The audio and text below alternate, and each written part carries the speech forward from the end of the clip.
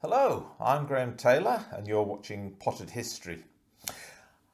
My job is to make replicas, copies of very ancient pots, and to find out how they were made, when they were originally made, the tools that were used, the materials that were used, everything about how those pots were created. And I look at pots from all sorts of different time periods. Today, we're going to be looking at some medieval pots. That's pots from the Middle Ages, as they used to be called. Often when archaeologists dig up pots, they might not be that exciting, do you think? Sometimes they quite broken, little bits, sometimes just a handle. My job is to work out what they looked like when they were originally made and to recreate them in that way. And in front of me on the table here, I've got some pots and on the shelves behind me.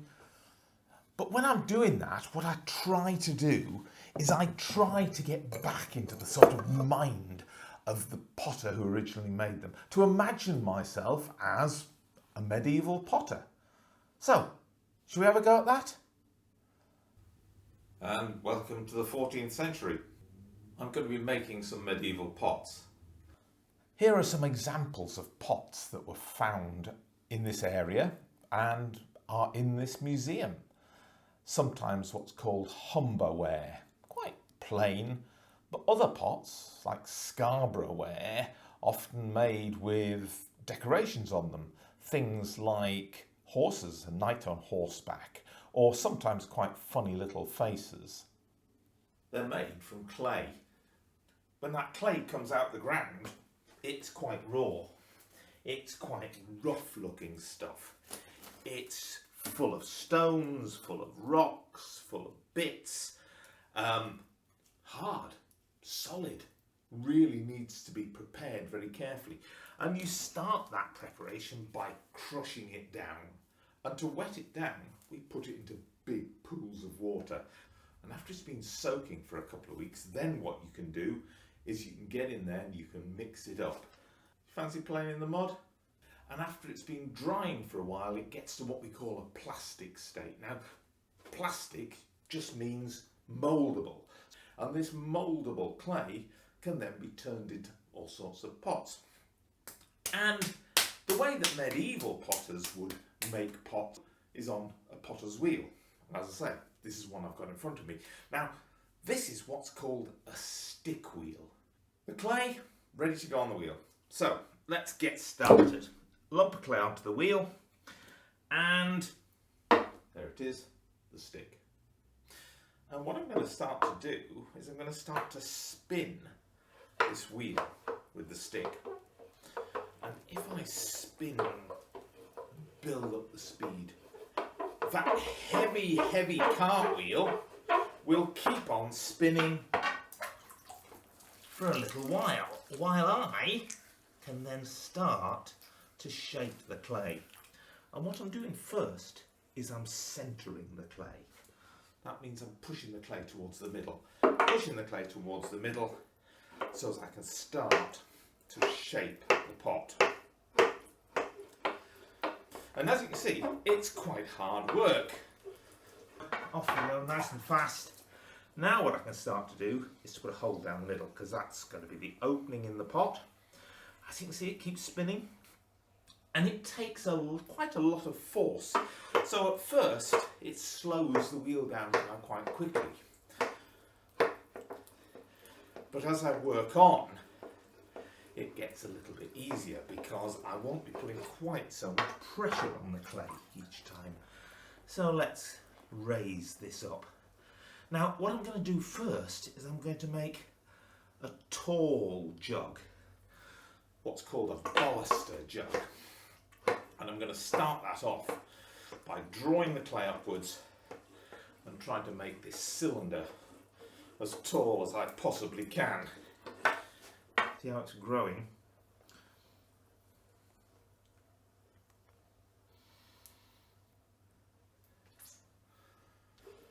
One of the most famous pottery places in Yorkshire in the medieval period, in the Middle Ages, was Scarborough.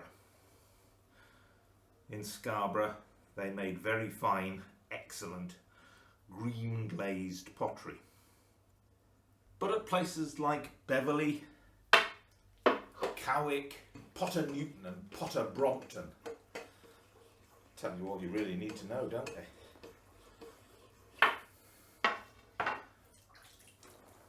Drawing that clay up again. Now every time I do this, the wall of the pot is getting a little thinner and the pot's getting a little taller, but it still takes quite a while to draw it upwards. Now during the medieval period there are big settlements, big towns growing up, and those big towns have enough people living there to make it worth having potters with potter's wheels and kilns, of course, because the thing is, once you've made your pot on the potter's wheel, clay's soft, soapy stuff, wet material. To make it solid enough to last a few hundred years, it needs to be what we call fired. And by fired, I mean it's put into an oven and it's heated up. And it's heated up until the pots glow bright yellow. Well over, in many cases, 1,000 degrees centigrade. And that was done in kilns, fired with wood. Wood stoked in at the bottom, at the front in a firebox. The flames passing up through into what's called the chamber where the pots are kept. Now what I'm going to do with this before it's finished is I'm going to put it back onto the potter's wheel and throw it upside down. Right, let's get this off the wheel. Round we go. Trim up the bottom. And how am I going to cut it off? With a piece of string. Piece of twisted string underneath the bottom, through underneath. And then what I can do is I can lift that pot off the wheel and onto the board at the side here.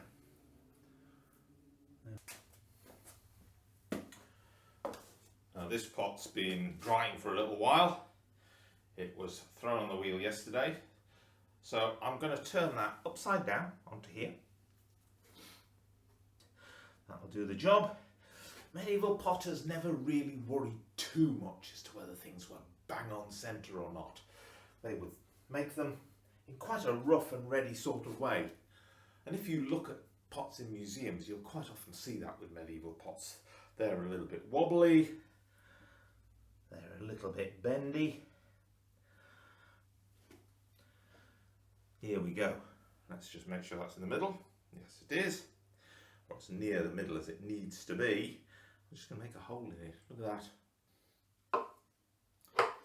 I'm going to speed this up a little bit. And I don't want it going too fast this time. If it's going too fast, it might well fly off the wheel, and I don't want that happening. So a bit of water. And now what I start to do is to thin it down up this end. Getting it nice and centred. That means so as it's going round and round the middle of the wheel nice and evenly, so as I'm not going to have it wobbling about. But as I say, medieval potters often didn't worry too much about that.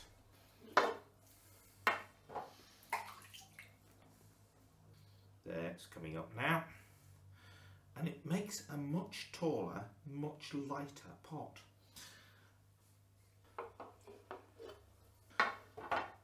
Now, I want a little knife out of here. What I'm going to do with that is I'm just going to tidy up the very top edge of this. Or maybe I should say the very bottom edge, because that's what it is now, of course. It's the bottom edge of the pot. And that's got to go onto a false base. So I'm going to turn it over. So I've got myself a board and another piece of clay. This is going to form the base of the pot. And to pick this up, there we go. It's quite soft, so I have to be gentle with it. Over we go and onto there. And then, if I'm very gentle, I put this onto here. What I'm going to do is I'm going to go round and I'm going to thumb that into place. So it seals the bottom together, but it also sort of makes a bit of a decorative feature as I go round. You see that? We're getting that joined together and pressing the clay into place. And then what I'm going to do is I'm going to trim it up a little bit. So again, with my knife, round we go. Just trim nice and close to there. That's good. Take away the spare clay. And that's the base of my pot. There it is. This is one of the pots that I made on my potter's wheel. I've altered the shape a little bit at the top and finishing it off because I want it to look like what's called the Eton vase, which is in Hull Museum. And the Eton vase, which you can see in the corner of the screen now, is a pot that was made at the end of the 13th or beginning of the 14th century. And it's a green glazed pot. It's called a vase, but it's actually a jug. It's what you'd call a pitcher. And actually it's got a spout. This one here is one from Dublin, a replica of one that was found in Dublin. And that one also has a spout. You might be able to see it's in the form of a dragon's head in this case. But the Eton vase has a spout. So I'm going to start off by putting on that spout. But even before I do that, I'm going to just here, I'm going to wet that a little bit. And I'm going to scratch it a little bit.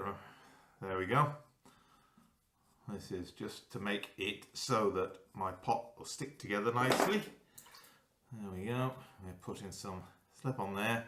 And I'm going to stick this little bit of clay onto there. And you'll see why in a few minutes.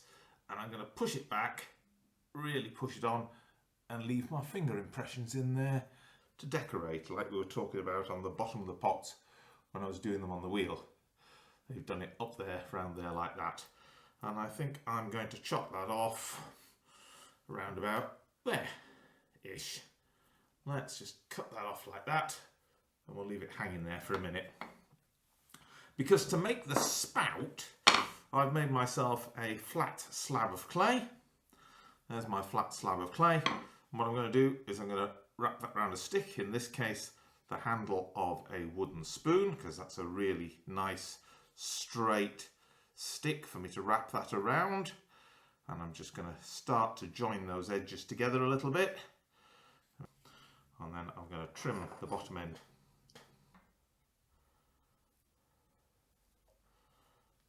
And then what I'm also going to do is just there, I'm going to make a hole so that this jug will pour. I'm going to scratch that up like that.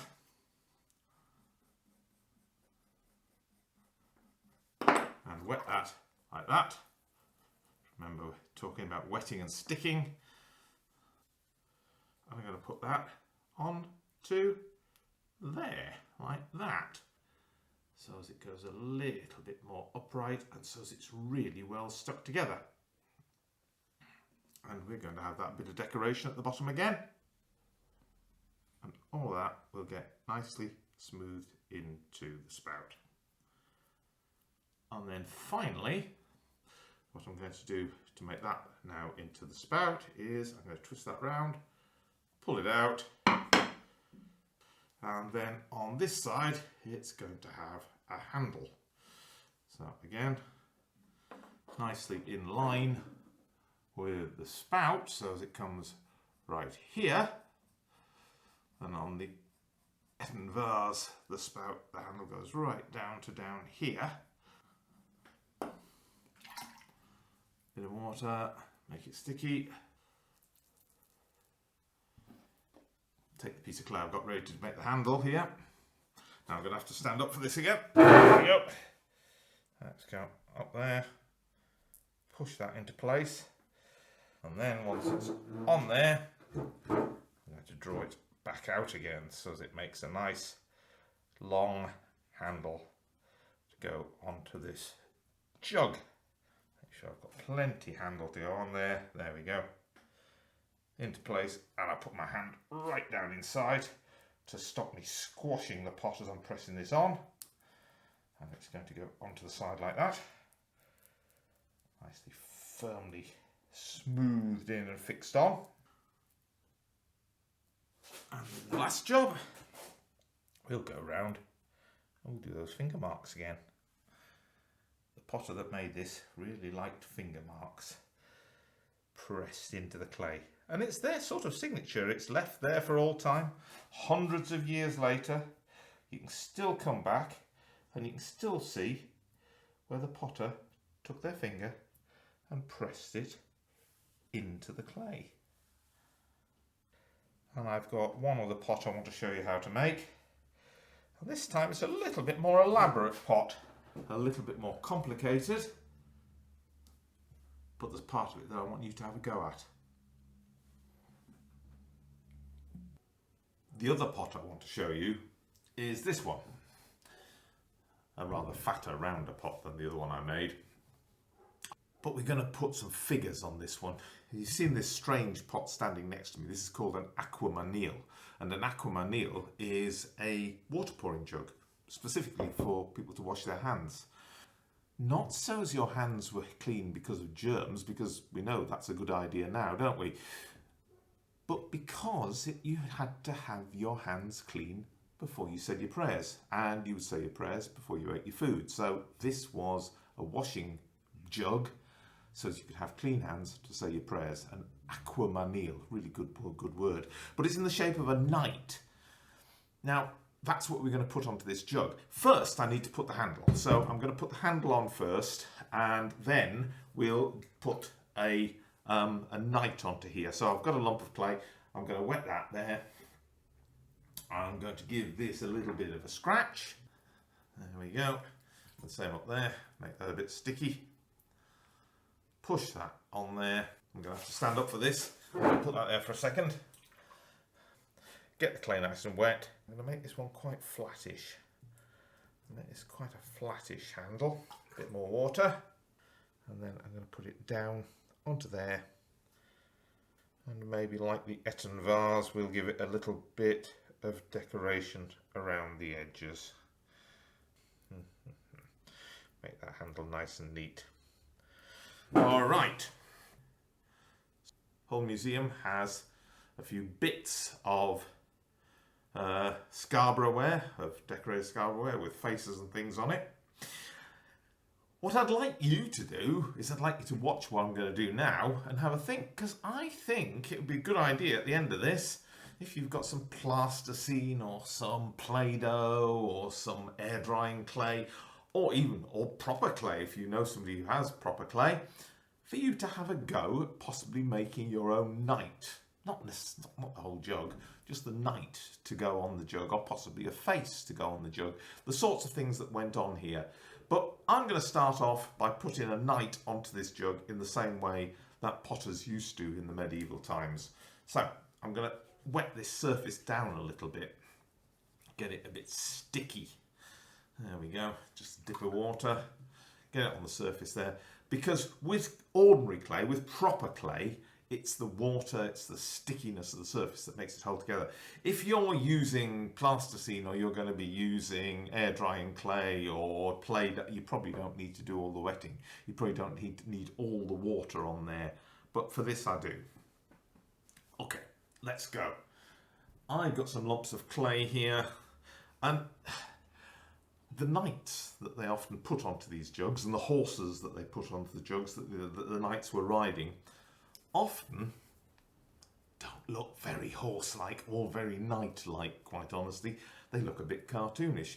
So we can do it the way we want to do it. And I'm going to start off with a lump of clay that I'm going to roll out, and I'm going to make into the body of a horse and the neck of a horse. Now, with my jug here, what I have to do is I have to get my arm inside there, and I have to make sure that as I press this on here, I'm not going to dent the jug in.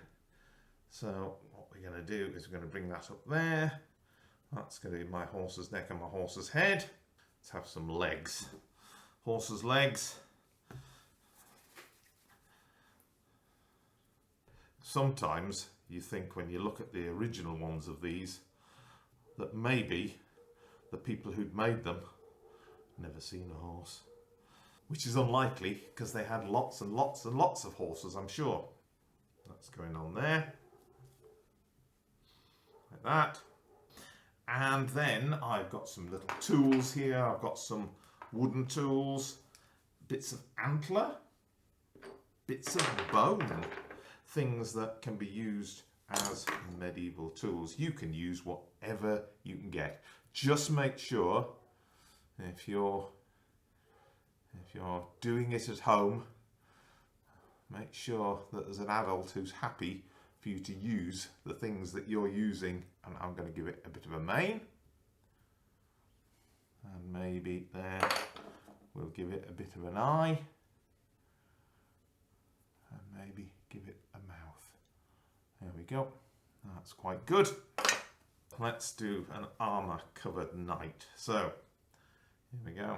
We've got a body, and he needs to sit high on the horse, doesn't he? High up on the horse, like that.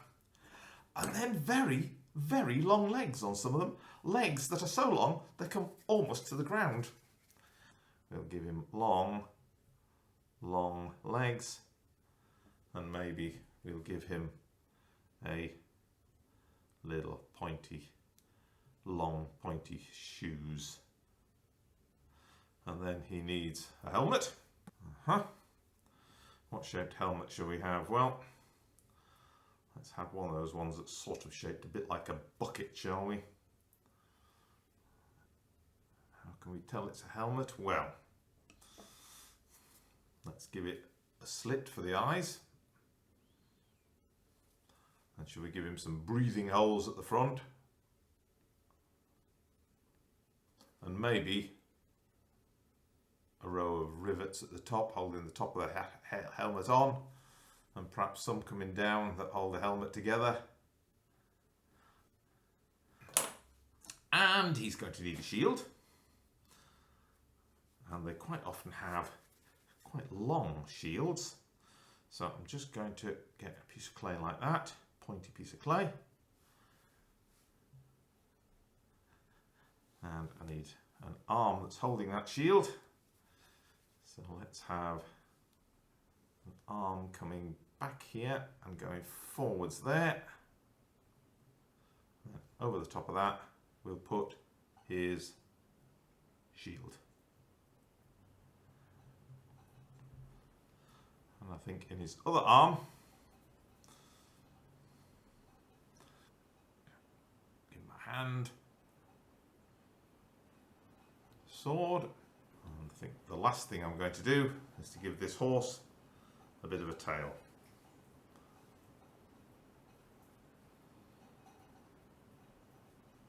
But that's pretty much the knight made.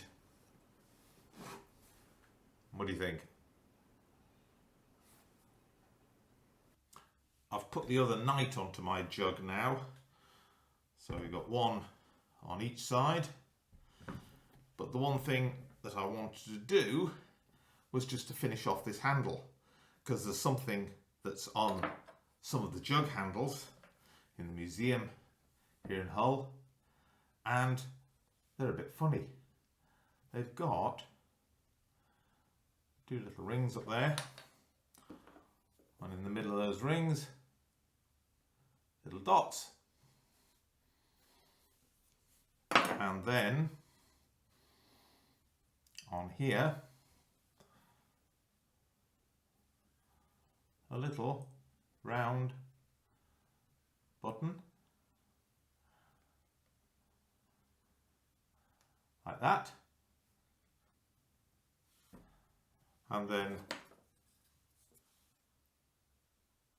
a little mouth and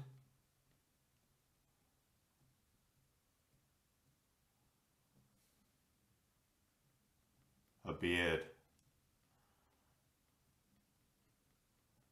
because these are quite jolly little faces on there. So there we are, jug done.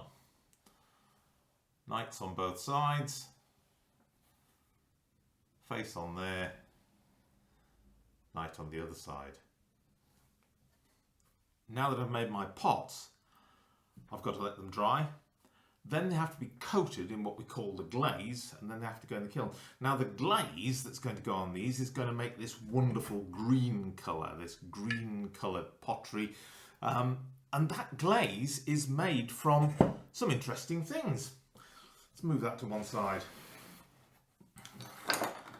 It's made partly from this.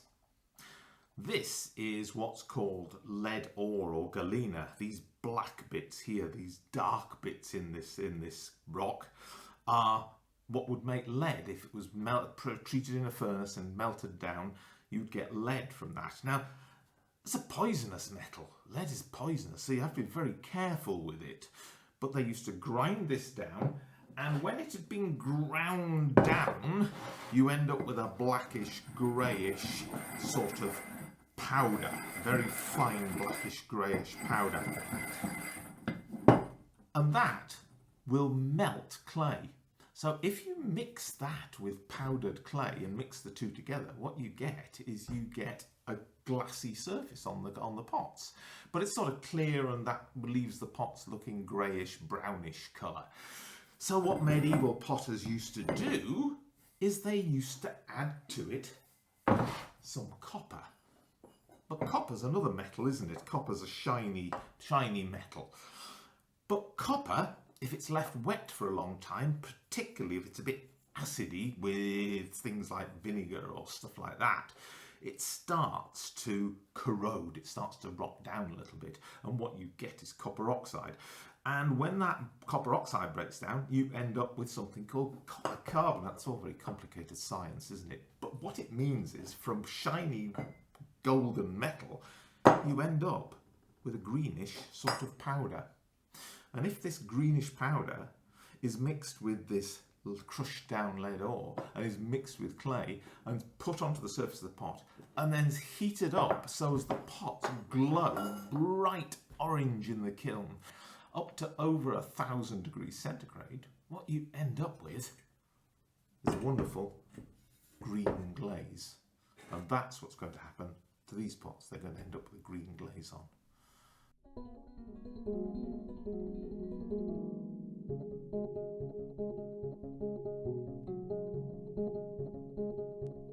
Now, how about you see what you can do? I bet you can make a better night than I did. Give it a go.